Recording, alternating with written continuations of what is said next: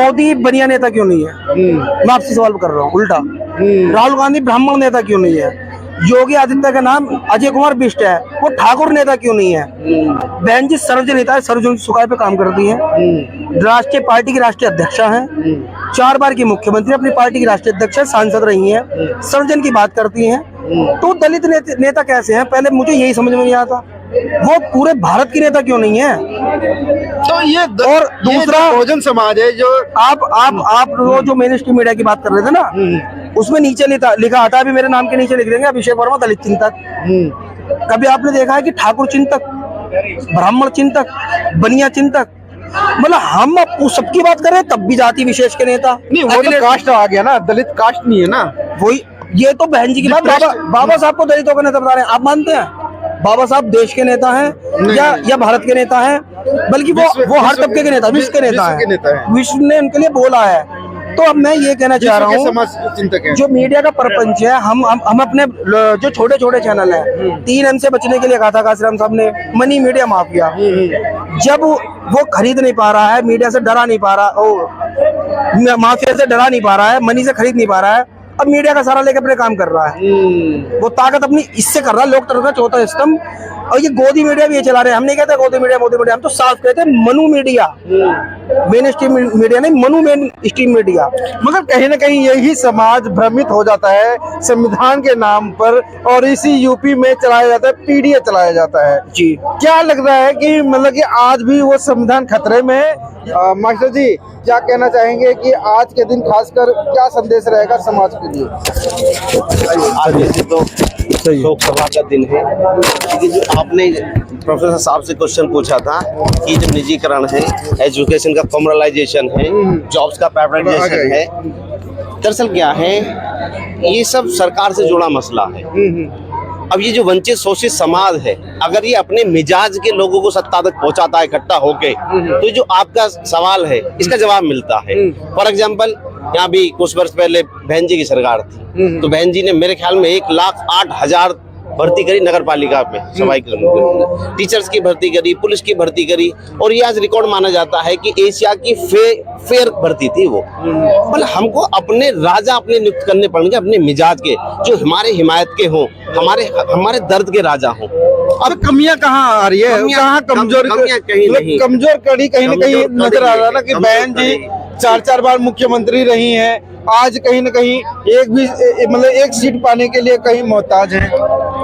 कड़ी कहीं कमजोर नहीं। हाँ, फिर क्या है? वो अपनी आइडियोलॉजी पे आज भी कायम है, लेकिन जो उनके खिलाफ का वर्ग है, जो देखना नहीं चाहता, या समाज जागरूक नहीं हो रहा है? समाज तो जागरूक है, लेकिन बहका हुआ है, मीडिया के भ्रम में आ गया है। मीडिया आज की तारीख में अनरजिस्टर्ड पॉलिटिकल पार्टी की भूमिका निभा रही है। बात को समझिए। कौन सी मीडिया?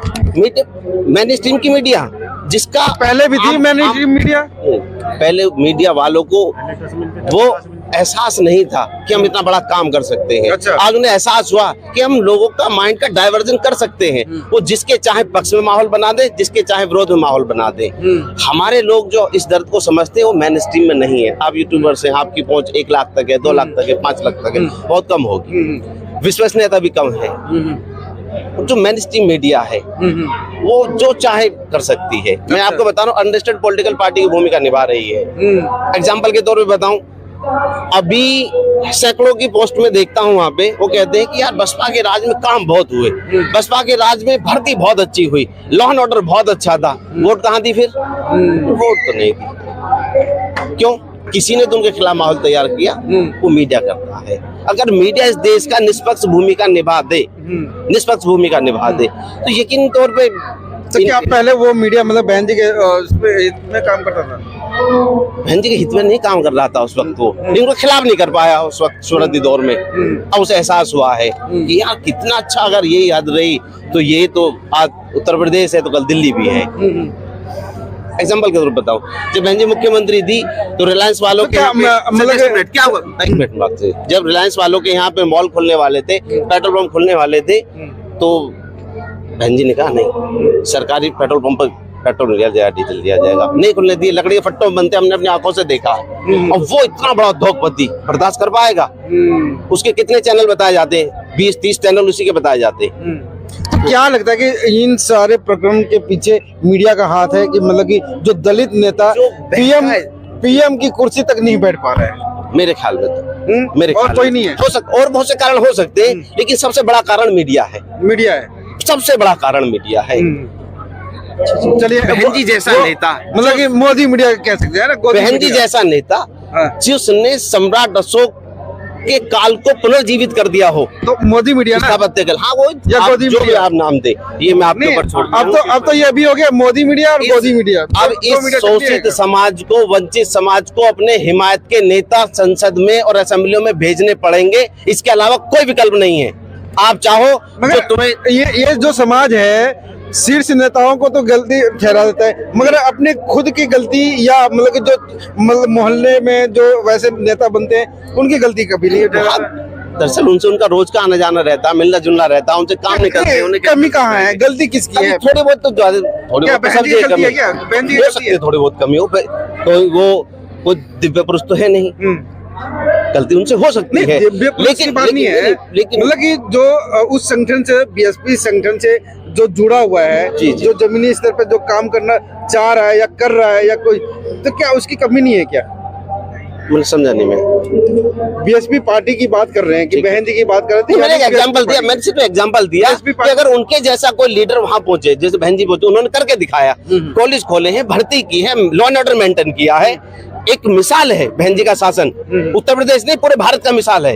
स्थापत्य कला में अब देखिए, सम्राट अशोक के बाद अगर किसी का नाम आता है तो बहन जी का आता है स्थापत्य कला में। अगर एजुकेशन में बात करें तो भी बहन जी ने इतने कॉलेज, इतने मेडिकल कॉलेज और इतने प्राइमरी कॉलेज, इंटर कॉलेज इतने खोले, बेशुमार आलीशान बिल्डिंगे बनाई, यूनिवर्सिटी बनाई, वर्ल्ड लेवल की यूनिवर्सिटी है गौतम बुद्ध यूनिवर्सिटी नोएडा में, आप जाकर देख सकते हैं। अगर ये मीडिया बहन जी, क्या वो कारण, मैं फिर वहीं पे आता हूँ, क्या वो कारण कि बहन जी पिछले 10 साल में वो उनकी जो संख्या, मतलब वो जो संख्या है वो घटती जा रही है, अब तो कहीं भी हो रही है। कारण बताइए। मान्यवर कांसीराम साहब इसकी प्रेडिक्शन पहले कर गए थे, उन्होंने बुक भी लिखी है, चमचा युग। मान्यवर साहब ये कह के गए थे, हमें दुश्मन कमजोर नहीं कर सकता, दुश्मन जितना हमें कमजोर करना चाहेगा उतने मजबूत होंगे, लेकिन हमारे अपने जब हमारे खिलाफ होंगे, चाहे अपने लालच में हो, अपनी महत्वाकांक्षा की वजह से हो, या दुश्मन के हाथों बिके हो, कुछ भी हो सकता है। उन चमचों में मान्यवर साहब ने एक चमचा लिखा, अम्बेडकरी चमचा, बाकी कई चमचे, कई प्रकार के चमचे बताए, अब एक अम्बेडकरी चमचे बताए हैं उन्होंने। उसके बारे में मान्यवर साहब ने ये लिखा है कि ये नाम तो बाबा साहब का लेंगे, हमारे समाज से होंगे, बाबा साहब का नाम लेंगे, लेकिन दुश्मन के हाथ में खेल रहे होंगे। हमारे आदमी उसके भ्रम में आ जाएंगे, क्योंकि पट्टा भी हमारा पहनेगा, फोटो भी बाबा साहब का लगाएगा, बोलेगा भी हमारे जैसा, हिमायत हमारी करेगा, ला काम दुश्मन का कर देगा। समाज को जिस तरह दुश्मन ने किसी कालखंड में हमें जातियों में बांटा था, आज दुश्मन हमें संगठनों में बांट रहा है। संगठनों में बढ़ रहा है, डायवर्जन है सोसाइटी का, मेन जड़ पे आ गया, सोसाइटी का डायवर्जन हो रहा है। यूनिटी बनानी पड़ेगी, इन चमचों को समझना पड़ेगा। मैं ये कह रहा हूँ कि समाज जागरूक भी तो हो रहा है। अब ये लगा लो, सन 2000 के बाद और 2000 से पहले कितना समाज जागरूक हुआ है? समाज जागरूक तो है, इसमें कोई क्या वो कारण है? जब समाज जागरूक नहीं था तो बहन जी की 4-4 बार, मतलब 4-4 बार मुख्यमंत्री बन जाते। जागरूक वो तब भी था, जागरूक आज नहीं आज की अपेक्षा देखें कि पहले नहीं, चमचे नहीं थे ना, फील्ड खाली था। मान्यवर साहब ने अपने लोगों को लेके इकट्ठा करके लोगों को समझाया, लेकिन दुश्मन ने चमचे छोड़ दिए हमारे बीच में।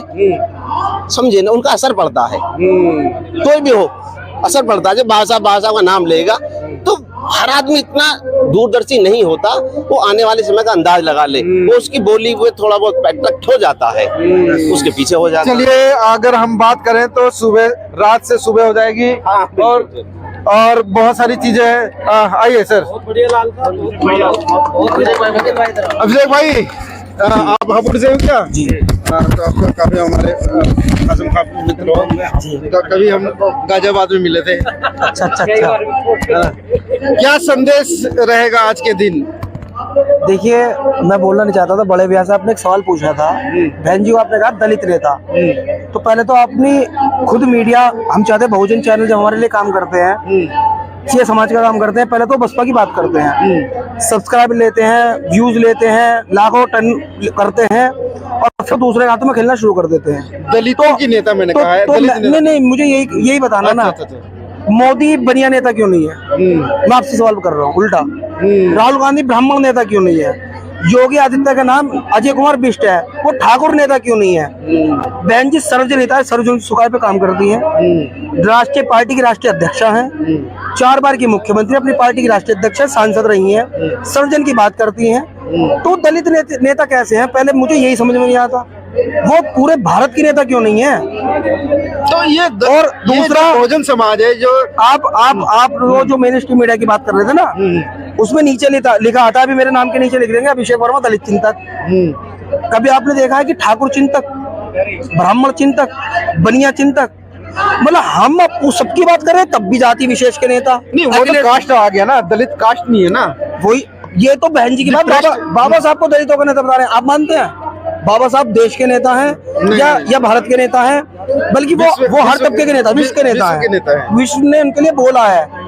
तो अब मैं ये कहना चाह रहा हूँ, जो मीडिया का प्रपंच है, हम अपने जो छोटे छोटे चैनल है, 3M से बचने के लिए कहा था काशीराम साहब ने, मनी मीडिया माफिया, जब वो खरीद नहीं पा रहा है, मीडिया से डरा नहीं पा रहा, माफिया से डरा नहीं पा रहा है, मनी से खरीद नहीं पा रहा है, अब मीडिया का सारा लेकर अपने काम कर रहा है, वो ताकत अपनी इससे कर रहा है, लोकतंत्र का चौथा स्तंभ।